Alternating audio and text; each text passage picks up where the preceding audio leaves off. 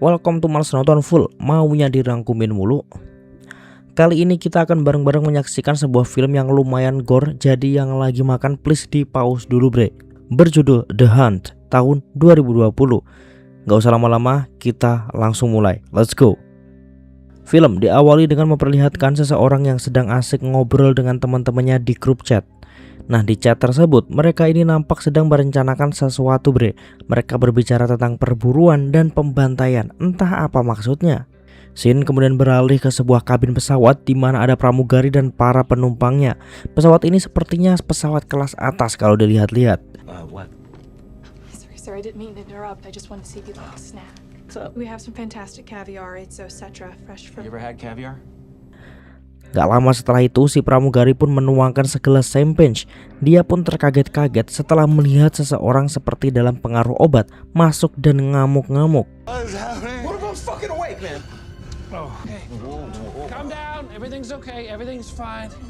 Entah apa yang terjadi, orang ini bingung. Kenapa kok bisa berada di pesawat? Lah kok? Wah, timbul pertanyaan dong. Kenapa orang ini masuk ke pesawat tapi dia bingung kenapa dia ada di pesawat?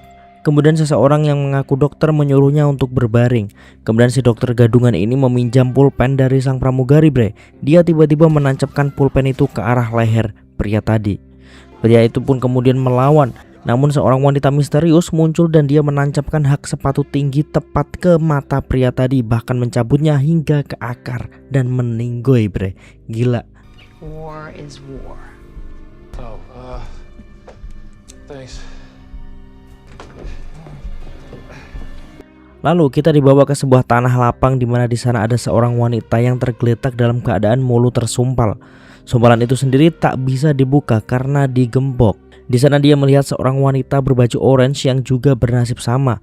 Namun dia ini terlihat lebih santai, tenang, kemudian pergi. Ternyata bre, gak hanya dua wanita tadi, banyak orang bernasib sama yang sedang bingung ada di mana mereka ini. Mereka kemudian berkumpul di ladang rumput yang sama, di mana di tengah padang ada sebuah kotak kayu berukuran cukup besar. Beberapa orang menghampiri kotak kayu tersebut dan membukanya. Beberapa orang menganggap itu sebagai jebakan dan akan meledak. Makanya beberapa di antara mereka lari bre. Tapi ternyata setelah dibuka keluar seekor babi kecil imut dan juga di dalam kotak tersebut terdapat tempat senjata. Mereka pun berebut untuk mendapatkan senjata itu. Kemudian satu wanita menemukan sebuah kantung berisi kunci untuk membuka penyumpal mulut mereka. Singkat cerita, semua orang kini terbebas dari penyumpal mulut atau apalah itu namanya. Tapi kalian sadar gak sih, wanita berbaju orange tadi kok hilang ya? Kemana ya? Kok gak ikutan mengambil senjata? Gak lama, terdengar suara tembakan dari arah yang tak mereka ketahui. Bahkan di sini sangat barbar bre. Tembakan-tembakan itu membunuh beberapa orang, bahkan satu wanita di antara mereka pun terjatuh ke dalam lubang saat kabur. Di saat seorang pria ingin menolongnya, tapi di dalam lubang itu ternyata penuh dengan besi tajam. Si pria tak diam, dia segera mengeluarkan wanita tadi dari sana. Tapi masih beberapa langkah mereka pergi, terinjaklah beberapa ranjau yang kemudian meledakkan kedua orang ini. Ngeri bre. Wah, pokoknya kesadisan udah dimulai dari sini. Si wanita ini masih hidup walau sebagian badannya telah hancur hingga dia kemudian memutuskan untuk menembak kepalanya sendiri. Di sisi lain, seorang pria mencoba kabur. Di sana dia bertemu orang yang juga bernasib sama, disusul seorang wanita dan juga satu orang pria. Civilization's our fucking friend. What's the plan, Khaki Man? Trying to figure it out. Looks like we're gonna have to climb this bitch. Saat mereka akan keluar dan memanjat pagar, ada banyak anak panah yang mengincar mereka. Pada akhirnya satu orang tak bisa ikut memanjat dan hancur karena dua buah granat. Tiga orang yang berhasil kabur itu kemudian menemukan toko kelontong dan pom bensin di dekat situ, di mana di sana ada pasangan lansia yang menjaga toko tersebut bre. Mereka nampak ketakutan pada tiga orang bersenjata yang gak tahu dari mana dan siapa mereka. Kemudian tiga orang ini bertanya, mereka ini sedang ada di mana? Pasangan lansia itu pun bilang mereka sedang berada di Elaine, Arkansas, sebuah negara bagian di Amerika. Which state? Arkansas. We're in Arkansas? Di sana pun mereka meminjam telepon dan mencoba untuk menghubungi 911. Namun tampaknya sangat sulit meyakinkan 911 bahwa mereka sedang mengalami pembantaian. Salah satu dari mereka pun memakan permen yang ada di toko. Tiba-tiba mulutnya berbusa, bre. Dan saat dilihat ternyata si penjaga toko, dua lansia tadi udah memakai masker gas. Keduanya lalu melemparkan gas ke arah 3 orang tadi dan membantai mereka. Aduh. Nyatanya dua lansia ini adalah sindikat yang juga orang dibalik semua ini. Mereka adalah komplotan. Setelah itu dengan segera mereka membersihkan tempat itu dan kembali menjaga toko seperti biasa, nggak ada apa-apa. Tak lama ada panggilan dari radio telepon yang mengonfirmasi apakah keadaan di toko aman. Kemudian dijawablah sama nenek ini bahwa mereka telah menghabisi 3 orang. We got 3 of them. Liberty got boxers, stuck them full of arrows. Kemudian orang di balik radio telepon juga bilang bahwa salah satu temannya juga menghabisi 1 orang dengan panah dan granat. Lalu yang lainnya membantai di padang rumput. Wah, ini gue curiga ini adalah anggota chat grup di scene awal, bre. Oke, lanjut dulu. Kembali, orang di radio telepon bilang bahwa orang yang disebut sebagai Snowball juga segera menuju ke toko. Katanya si Snowball ini tak bersenjata, tapi pasangan lansia itu tetap harus bersiap-siap. Snowball pun datang. Ternyata dia adalah wanita berbaju orange di awal, bre. Entah kenapa dia dipanggil Snowball. A pack of lights, please. Coming right up. I don't have a car. Oh. Dia di situ ingin membeli rokok. Dia juga bertanya, negara bagian apa ini? Dan dijawablah Arkansas. Namun setelah rokok diberikan, Snowball seakan tahu. Dia langsung menghajar nenek itu dan mengambil senjata milik 2 lansia tersebut, kemudian menghabisi mereka. Snowball ternyata tahu kalau di Arkansas harga rokok tuh nggak semahal itu. Ih, keren kali lah mbak yang satu ini, bre. Di toko itu pun dia mengumpulkan beberapa perlengkapan dan mengambil radio telepon milik pasangan bangsat tadi. Di luar toko, Snowball melihat mobil, namun dia curiga dengan mobil tersebut. Benar saja, ada benang di pintu mobil itu yang menghubungkannya dengan bom di bagian belakang mobil. Emang semuanya di daerah itu jebakan isinya. Setelah itu radio telepon kembali berbunyi dan menanyakan, lalu di manakah Snowball? Did anyone see Snowball go in? No, we lost visual of the road. Why don't you go take a look? Di situ, Snowball menyadari kalau dirinya diawasi dari beberapa sisi, lewat drone contohnya. Tiba-tiba saja drone tadi ada yang menembak, bre. Semua orang di radio telepon terdengar panik karena drone mereka kehilangan sinyal. Langsunglah semua orang disuruhnya untuk segera mematikan radio telepon mereka. Nampaknya ada 1 orang yang cukup cerdas yang mengetahui keadaan. What happened? I don't know. I can't see anything. The signal went out. Turn your radio off. Turn your fucking radio off now. Dan pria inilah yang menembak drone tersebut. Dia adalah Gary. Di sini Gary disalahkan sebab karena si Gary menembak drone-nya, kini lokasi Snowball jadi ketahuan. Lalu Snowball pergi untuk mengikuti jejak yang dilihatnya sebelum masuk ke toko kelontong. Si Gary pun mengikutinya. Mereka berjalan menyusuri rel kereta api. Snowball menyadari kereta akan segera lewat dan mengajak Gary untuk nebeng kereta itu dengan melompat.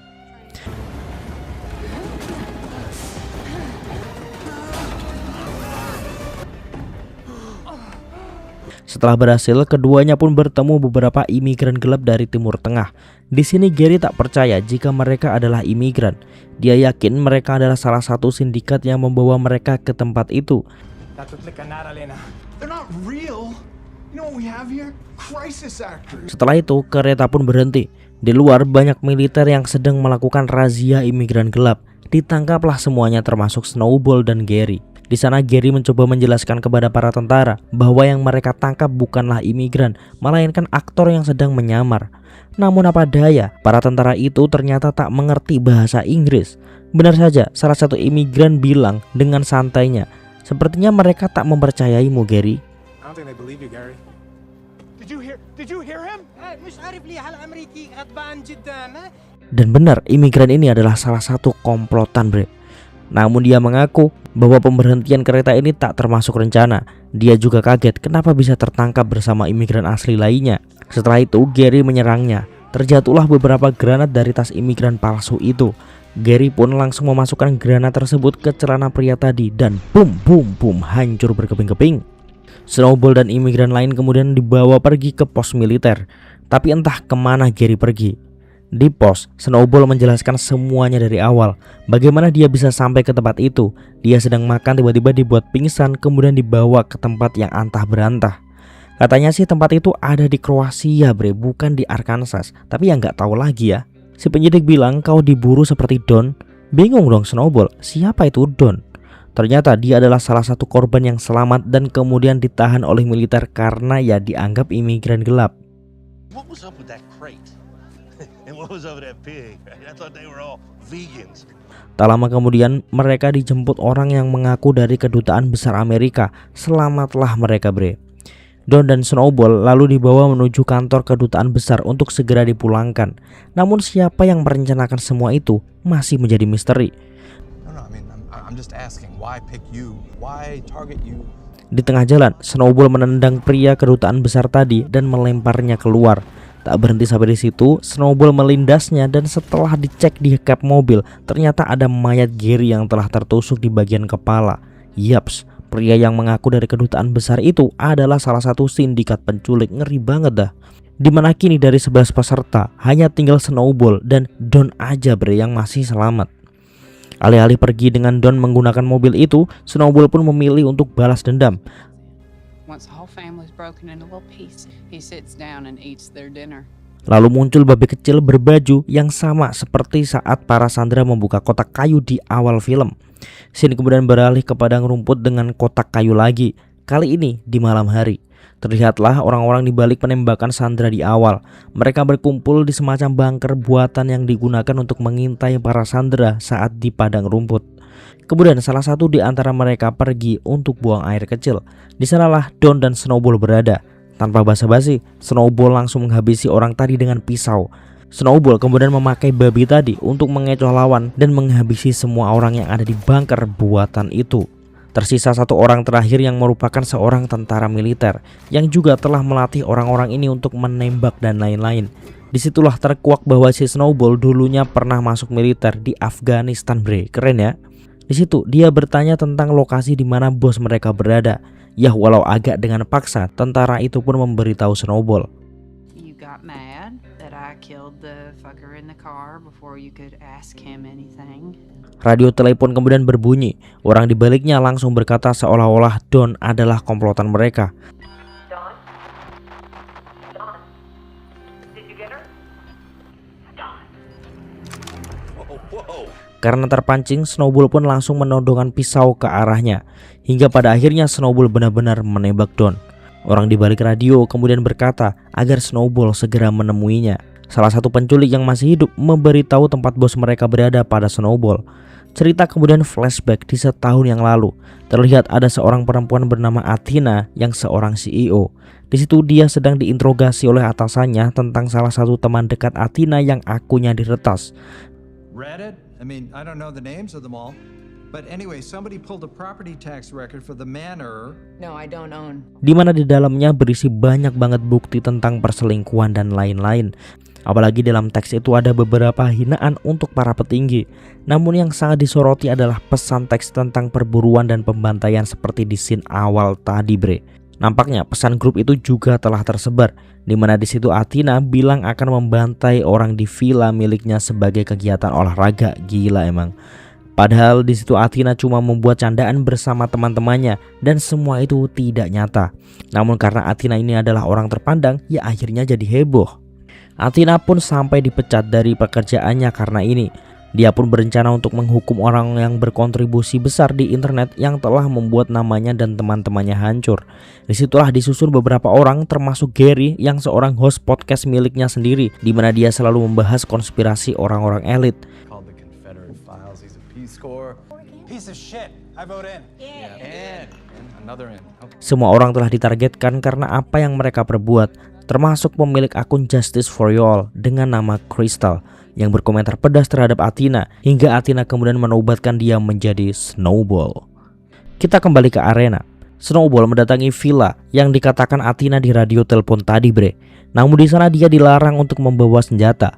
Di dalam terlihat Athena sedang memanggang roti dengan keju sambil dia berbicara dengan Crystal atau Snowball tentang apa yang telah ia perbuat dengan berkomentar di media sosial tentang Athena dan kawan-kawan.